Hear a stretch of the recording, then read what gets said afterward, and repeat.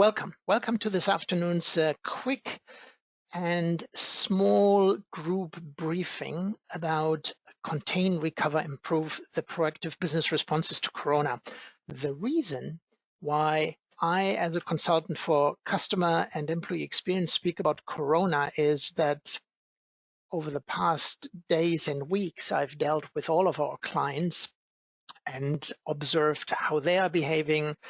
We've worked with my team to set up best practices on how to react to the current situation. And all of a sudden, as a result, we had a pretty good outline together of what the situation is. So I thought we might as well share this. So buckle up, we're going to jump right in. The current situation about Corona, in my eyes, will present itself in three phases. We're currently in the pandemic phase, which is asking a lot from everyone. Most of the businesses are impacted negatively, although I can already see quite a few businesses who benefit from that in a good way, good for them.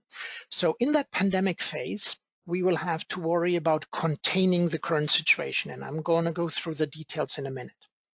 Based on no scientific insight, but from what we analyzed in the media and expectations from other clients and networking partners, we expect this phase to end within 2 to 6 months. The milestone for that will be when a treatment is available. You read in the media today that there are currently 3 candidates that are going into clinical testing in a fast track process. So hopefully some of the existing medications will work, and that will move us into the light blue phase that I call a health risk. And during that health risk, we will be able to recover our business, and we're going to look at which stages are involved there in a second. The next milestone, in my expectation, again, no scientific confirmation available yet, but I expect that 7 to 12 months from now, we will go into the green phase, which we can call normal, because then in addition to a treatment, we'll have a vaccine. That will then finally put Corona at the same level as the flu, as some government leaders have already claimed Corona is, which we all know it is not. But once we have a treatment and a vaccine, then it will be as dangerous as the flu. I read the other day that in Germany alone, in the worst flu season 2013-14, 25,000 people died in flu-related incidences. So the green phase doesn't mean everyone will never have to suffer from Corona again, but then we will definitely be at a phase where everyone can prepare by getting vaccinated, and if they catch it, have a treatment available. Now let's look at the individual phases for all of these 3 steps. I'm going to move through the next slide. So let's look at how to behave in the pandemic phase first. The first step we all have to look at is the comply phase, because we on a daily basis currently get new regulations from our governments, new recommendations from the science, health boards, and whatever your country has available. So to swiftly comply with these regulations, it's very important to also make your contribution to the current situation. So many of the companies who have brick and mortar retail had to close their doors. Many offices have moved their employees into home office situations. The big contact center organizations are struggling to maintain operations and to still comply with the minimum distance rules and all of these new rules. So that's step number 1, stay on top of what's coming out there. Then secondly, protect your employees and protect your customers as good as you can. Again, the employees, that's obvious, but even your customers, if you're still open for brick and mortar business, make sure that you limit entrance to your stores, make sure that you have information and infrastructure in place to maintain minimum distance and these things. I'm seeing a lot of good best practices in retail, particularly here in Germany, where stores are now beginning to gatekeep how many people can come in. They now limit how many products you can buy through more or less smart solutions. Your first pack of toilet paper is still $2. The second pack is now $12, and the third pack is $59. So I think some of these means come into place to protect employees and customers. Then, once everyone is safe and once you are in compliance with all regulations, it's about time to minimize the damage to your assets, your stock, your data, and your infrastructure. So if you have assets that are out there, bring them back. All the airlines are currently bringing their planes back to safe places and park them. Your stock, is it fresh stock that needs to be used in a different way? For example, our cinemas here in our town have started selling their popcorn and their, what's the other product? Their nachos with cheese on them through the door, even though there is no movie performances anymore. So they're trying to sell off their stock. Restaurants are now going into delivery mode because they're closed. If you have data, make sure all of your warehouse, your secure data warehouse, your data safety regulations are still in place, even though IT is now obviously taking their focus on providing more VPN tunnels, enabling more employees to work from home. Make sure that your data safety regulations are still being focused on. Bad people do not take a vacation at the moment. You see a lot of scams, a lot of fraud, a lot of horrible things happening, even though we're in the middle of a global crisis as a species here. So don't trust that the hackers and other virtual evildoers will take a break here. They will try even harder to break into your infrastructure. Then step number 4 is help others. Now your business is in compliance. You have protected your employees and your customers. You have minimized damage for your assets, your stock, your data, and your infrastructure. Now is a good time to look around. Who is not in the same safe and stable situation as you are? Advise, empathize with people who are in trouble, be a voice of reason, which is very important at the moment in times where there's a lot of fake news. Advise your colleagues, your employees, communicate all the way through, and just make sure no matter how hard you are affected, you still have your heart open and empathy out for people who are in a worse situation. Let me give you an example how one of the restaurants in my town does that. They're obviously affected badly because they had to close. It's an Italian food place. They have now quickly adapted to the situation that they now deliver. And they say all of our dishes are now flat 10 euros so that we don't have to worry about change and we can have the money transfer in the most efficient way. And everyone who's working in an infrastructure critical job, retail, health system, police, firefighters, they all get every dish for $5, basically 50% off. So despite they're in an existence threatening crisis, they still think about others. And I think this scores very highly in today's situation. Adapting quickly to the new situation, larger organizations have to think about how to put everyone in the home office. Brick and mortar retail, restaurants have to think about how can we move to a delivery model. I saw a big ad from Vodafone Germany today. How do they adapt? They now give everyone more data in their contracts so that they can work from home, still stay in touch.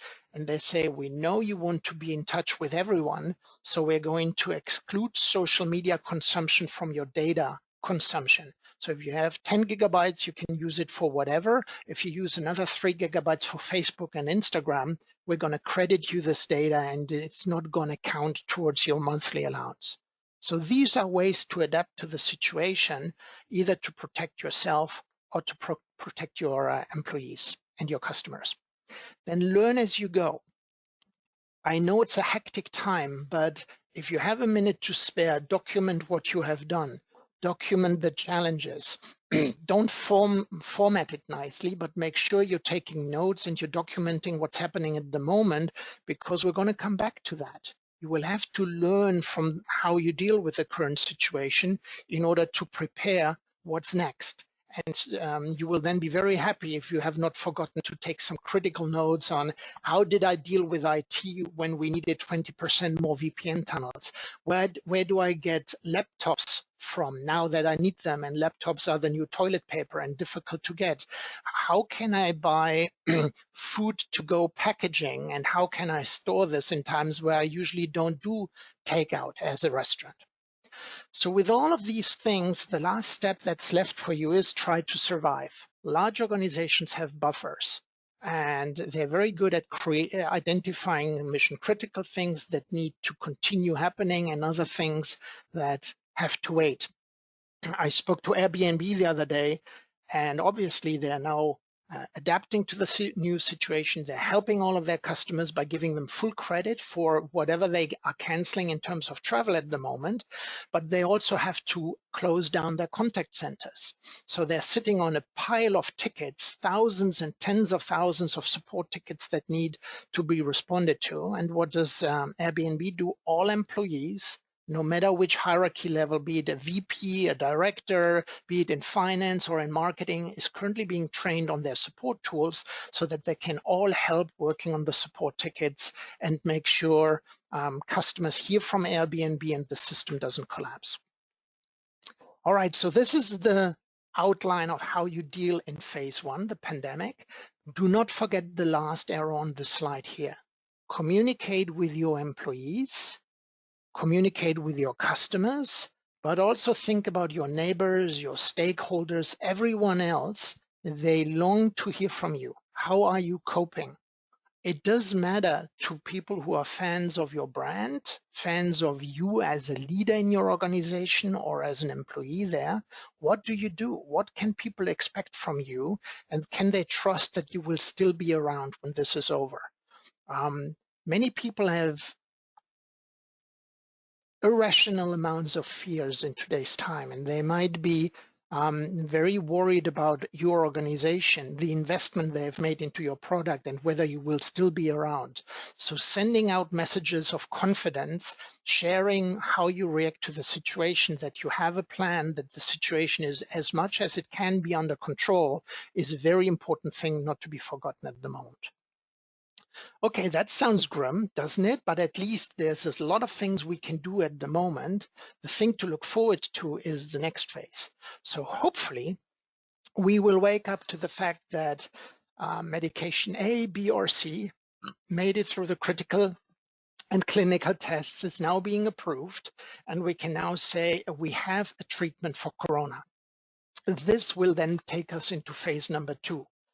Let's call this the health risk. We're not safe yet, but at least we can do something if we catch it. I would expect many organizations to bring their employees back into the office then, many brick and mortar restaurant and service providers to opening the doors again.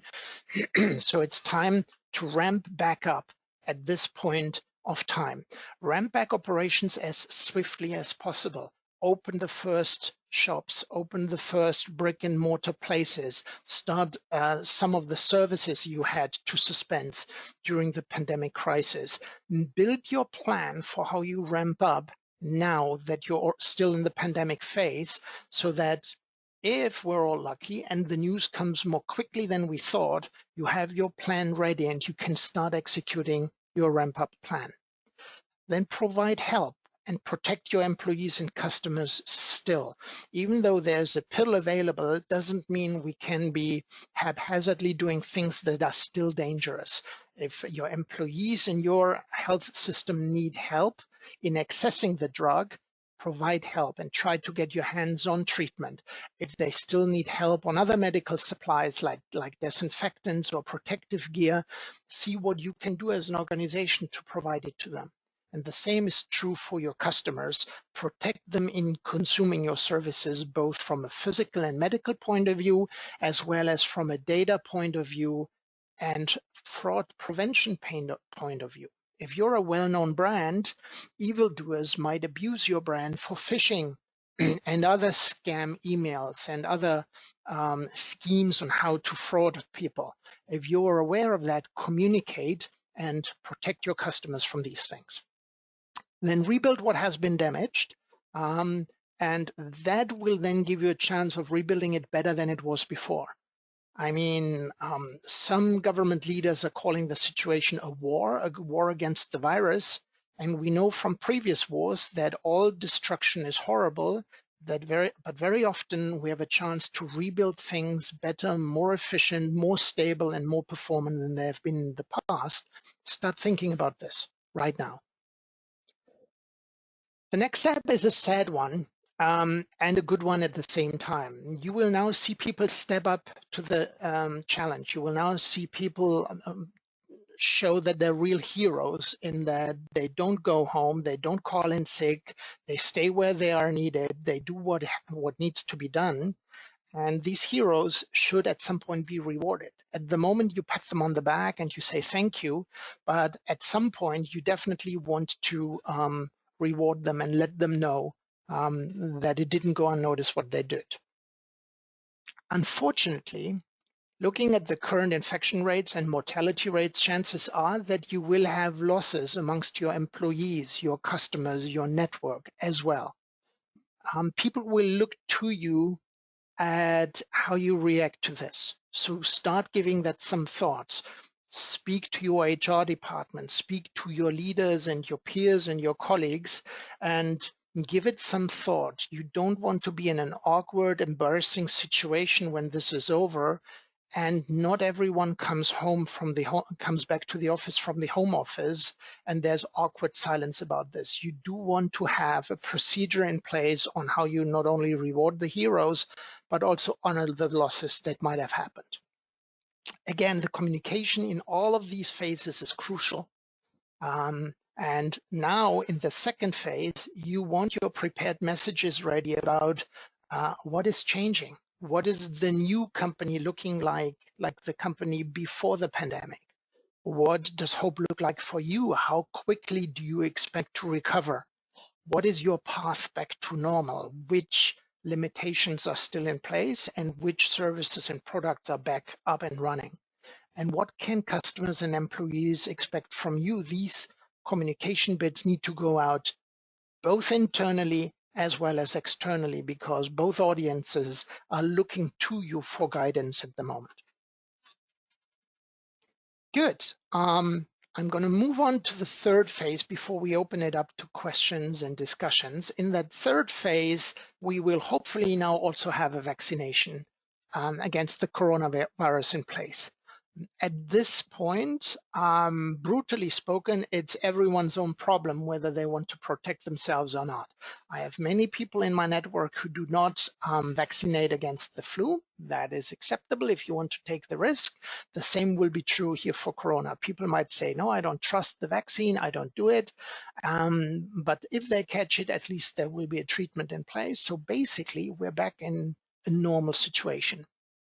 Now is the time where you need your notes from the pandemic phase. So now you have seen how you dealt with things. First of all, you want to come out of this as a stronger, as a more resilient company than before. So first of all, think about a continuous improvement process. How do you measure the performance? Even if you're a small company, how many meals am I serving? What is my ratio from material that goes into my product to revenue? What is my total cost in that particular area? As large organizations, look at your voice of the process. Which KPIs am I measuring to give me early warning that something is going wrong? Which of the KPIs tell me that we are still vulnerable to certain events? That brings you into the second phase. Train new procedures that you might have developed. Don't think that now that Corona is over, you never have to think about providing medical supplies, never have to think about reusing stock in a different way. If you have developed your own procedures, train them every now and then. Let me give you an example. The other day, I downloaded the German pandemic plan, which has been developed with our equivalent of the Center for Disease Control in Germany. It's called the Robert Koch Institute. That's our health central advisory body for the government.